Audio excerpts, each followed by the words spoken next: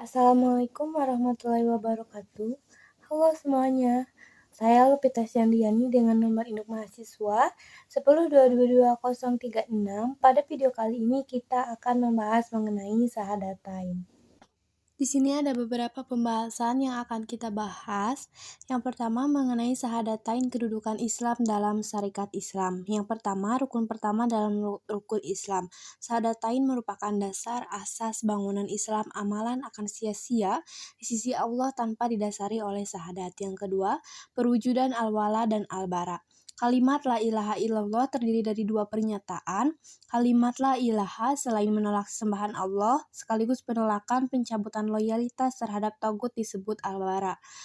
Kemudian kalimat ilallah, sikap menerima hanya Allah sembahan sekaligus juga menerima ikatan loyalitas kepada din sistem Allah yang disebut dengan al-wala. Yang ketiga yaitu tujuan akhir proses dakwah, yaitu mengajak manusia agar meninggalkan tagut dan menerima sistem Allah. Kemudian yang terakhir ada akar pohon Islam.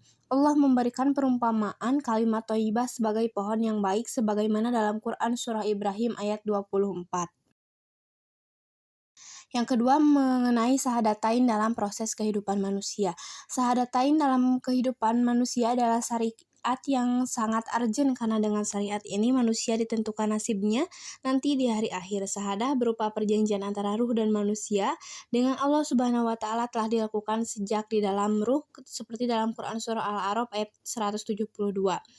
Ada tahapan kehidupan manusia, yang pertama kematian pertama, yang kedua kehidupan pertama yaitu alam rahim dan alam dunia, yang ketiga kematian kedua, yang keempat kehidupan kedua, kehancurannya alam semesta, hari kebangkitan, hari perhitungan, hari pembalasan. Kemudian ada sikap manusia terhadap syahadatain. Ada yang menerima seruan Rasul dan ada yang tidak menerima seruan Rasul. Bisa jadi karena yang pertama pendidikan orang tuanya, pengaruh sikap hidup atau prasangka, prinsip hidup, pengalaman, sudut pandang, dan literatur. Kemudian pembahasan yang selanjutnya mengenai hubungan rukun iman dan rukun Islam. Rukun iman merupakan membenarkan dengan hati bahwa Allah itu benar-benar ada dengan segala sifat keagungan dan kesempurnaannya. Kemudian pengakuan itu diikrarkan dengan lisan serta dibuktikan dengan amal perbuatan secara nyata. Kemudian rukun Islam menurut lugot al-Islam berasal dari kata aslama yang artinya patuh, menyerah, tunduk. Orang yang tunduk patuh terhadap aturan Allah disebut muslimin.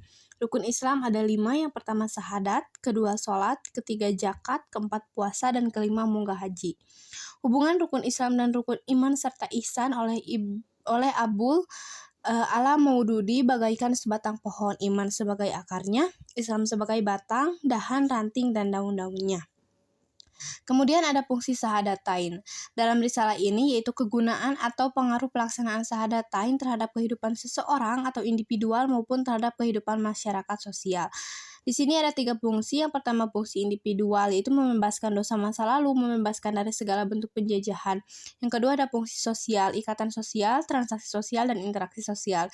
Dan fungsi seorang sosial muslim. Apabila seseorang telah melaksanakan syahadatain, artinya dia telah terikat dengan al-Islam. Konsekuensinya, dia berkewajiban melaksanakan aturan dan ajaran yang ada dalam Al-Quran. Kemudian yang selanjutnya ada hakikat syahadatain. Syahadatain adalah kalimat yang terdiri dari 2 persaksian. Yang pertama ada syahadah uluhiyah, itu pengakuan keilahan Allah dan menafikan semua ilah selain Allah. Syahadat uluhiyah disebut juga syahadah ubudiyah atau syahadat tauhidillah. Kemudian syahadat uluhiyah adalah pengakuan keilahan Allah dan menafikan semua ilah selain Allah. Syahadah uluhiyah disebut juga syahadah ubudiyah dan syahadah tauhidillah. Kemudian syahadah tauhidillah yaitu pengakuan tentang keesaan Allah, hanya satu-satunya ilah yaitu Allah. Mungkin cukup sekian yang dapat saya sampaikan.